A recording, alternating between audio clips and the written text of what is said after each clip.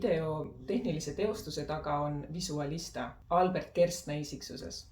Minu mõte oli filmida üks ilus video Tõkkepuude laulust mõnes laste liikluslinnakus. Aga Albert ütles, et ei, las ma joonistan ise sulle maailma. Mis saab mul selle vastu olla? Selle video maailma me mõtlesime välja Albertiga koos.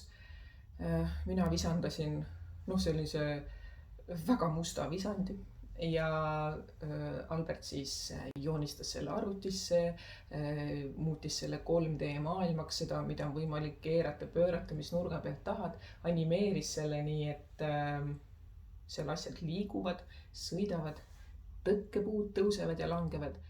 Videod filmisime stuudios rohelise ekraani ees. See tähendab, et kõik stseenid tuli väga täpselt enne välja mõeldud, kus nad siis tegelikult toimuvad selles välja mõeldud maailmas, et kust nurga alt meid tuleks seal rohelise tausta peal filmida. Video lavastasin mina, stseenid mõtlesin välja mina. Minuga teevad kaasa seal minu 2 kolleegi ooperiosakonnast, Tambet Kikas ja Sven Tarlap ja balletist Nadježda Antipenko.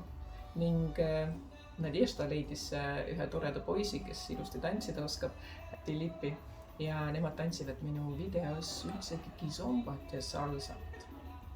Ma olen varem lavastanud balletietendusi ja miniatüüre, nii et lavastamine kui selline ei ole mulle uus asi.